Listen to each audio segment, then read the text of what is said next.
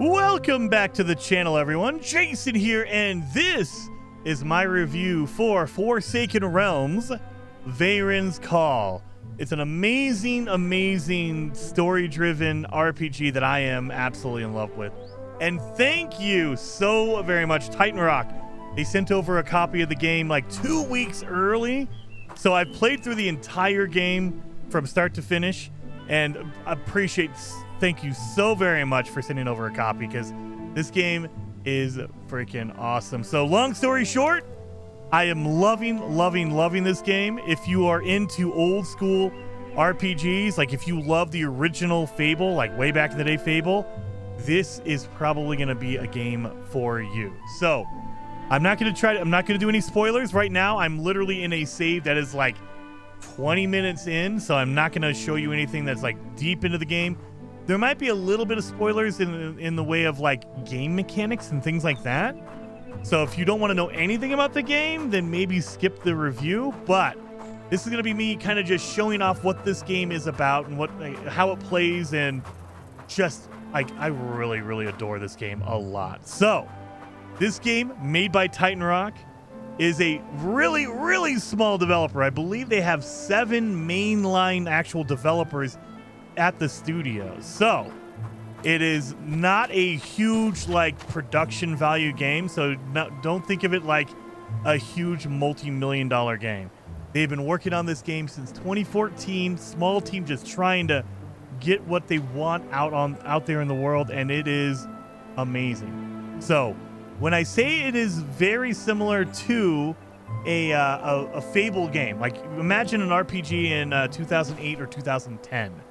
That's kind of where they're coming from with this, and I love every second of that. So, this is the map, right? It's not an open world game. It is more of like a zone or a region kind of game. So, this is our map for this region. However, you back out, you'll see there's different regions in this overall map. So, as you progress, as you're going through the world, you'll run into different regions. Like we're in here now. So if we go back into South Vale Hamlet, this is like your first town that you run into. And there's people in here, and this is kind of where they kind of show you the beginnings of the game. I love the art style of this game. It is freaking amazing. But there's a lot of different mechanics in the game, a lot of different things going on. So you have a leveling system that's kind of similar to like an Elder Scrolls, like a Skyrim kind of a leveling system. So if I go into my skill tree, you'll see I have different skills based on different items. So you have a weapon and shield skill tree. And as you level it up, you will get the ability to learn different things. But just like in Skyrim, you have to choose them. So I have one skill point I can use to say, hey, look, I want to get this skill right here, weapon proficiency 1. That will give me 8% more weapon damage for my one-handed weapons, 8% more shield block rating, and 10 points of health. I can take it, activate it. So now I have it. But if I come back later on and they say, hey, actually, you know what? I don't like that skill, or I don't need it anymore. I'm going to switch over to a two-handed weapon or a sword or whatever. I can always just deactivate it. And so now I get that skill point back. However, I lose that 8% weapon damage and 8% shield block rating and 10 health. So you can, at any time, you can activate and deactivate any skill you want. So as you're going through the game, like maybe you play the first half of the game with a sword and shield, and then you say, hey, actually, you know what? I want a huge hammer. I want a two-handed hammer. You can go through that tree as well and unlock all of that and back out all of your skills. So you can just remove them from your weapon and shield and put them into your great axe, great hammer as you level it up. Again, it only levels up when you use it. So right now, I don't have any skills in here. I'm not allowed to unlock these until I level them up as I use them. So it's a really cool system. I really enjoy it. The other system I really enjoy is the Alchemy system. So another really cool aspect of this game. You can never have too many potions. Is you can make your own potions. Like they give you this set, like right here, right? And as you go, you can just say, hey, look, empty vial here. If I wanted to, I can make myself a health potion, and I can just keep going. So as my alchemy skill goes up, I can add more and more ingredients to my potions. So if I wanted to, I could just say, hey, look, I want a potion that gives me cure burning, and also it gives me more stamina. There you go. Now on the right-hand side, you see the ingredients I need. I need 3 green spiral cap mushrooms. I also need 3 red plowy fruit skin. So these are ingredients you pick up in the world. Just as you're running around collecting materials, you could totally just make your own potions, and there's no limit other than your skill level. And as you increase your alchemy level, you can add more and more effects. Like right now, I get 2 because my skill for my alchemy is a level 2. Technically a level 1. But as I increase my skill up to level 16, I can get more and more ingredients. So that is freaking awesome. I love it. And the better part is your potions, your usable items, they replenish over time. So it's a cooldown timer. You don't have to go and pick up like, oh, I need to pick up red cap mushrooms to refill my potions. You don't have to do that. I can just use a potion, and after a certain amount of time, it will replenish. It will just go back up to 5. However, that is also based on your skill level. The higher your skill level, the faster it will regenerate. Right now, my skill level is very low, so it's going to take a long time for that potion to come back. So it's going to take a while. So, I don't know, this game it reminds me of a really, really cool, like, old school RPG. I'm in love with it, you guys. I am in love with it. There's a lot here. You have mainline quests. You have side quests. As you explore the world, you'll run into people that need help. You can just explore the world and you'll see sparkly items. Those are items you can pick up. You can go through and you can pet the different, I can pet my buffalo right here. But I will say there is limitations. I will say that don't come in expecting like a huge multi-billion-dollar like production value. So what I mean by that is like the voice acting is okay. You'll find food and a warm bed at the Stumble Inn if you need it. Like it's All not manner too deep. Of foul beasts stalk the Vale. See old man Jimmy if you're looking for work. He's been asking around for someone able to help. So it's like, okay. I love the art. The world is amazing. The performance has been amazing in here as well.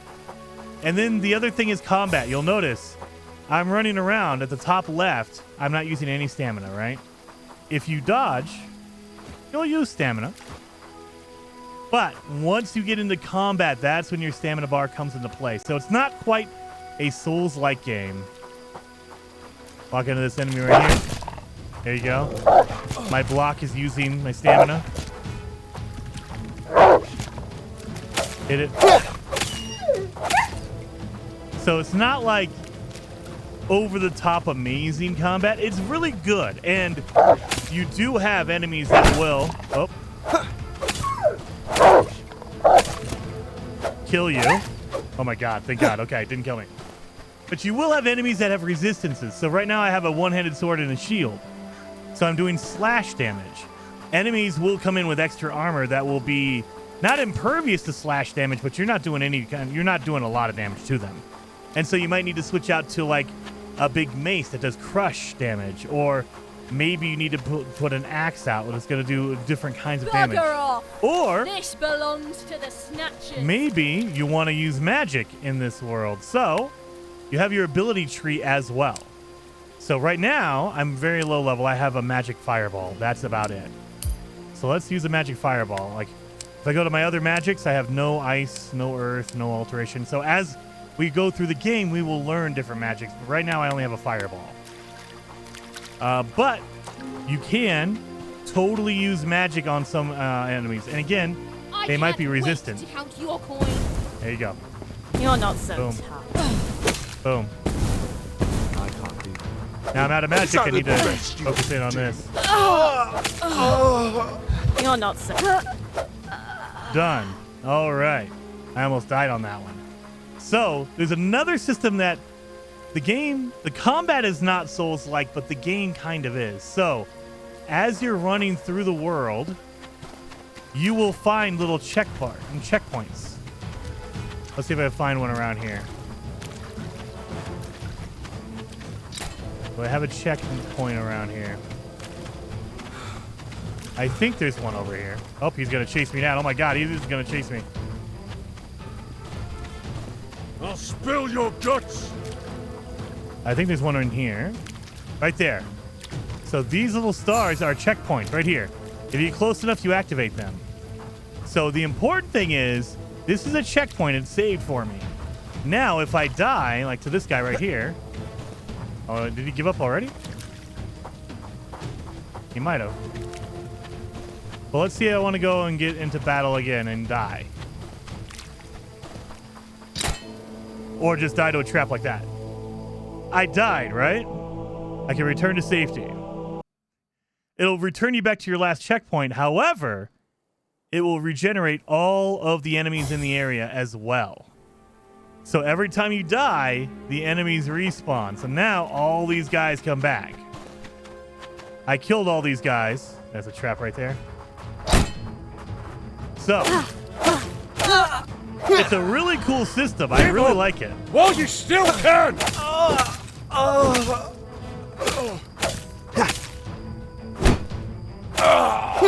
But again, it's not like super intense or anything like that.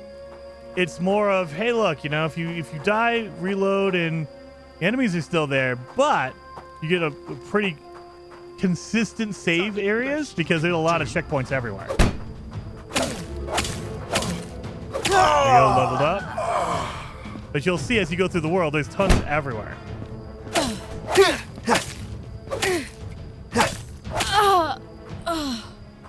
There we go. But yeah, so I'm in love with this game. I absolutely adore it.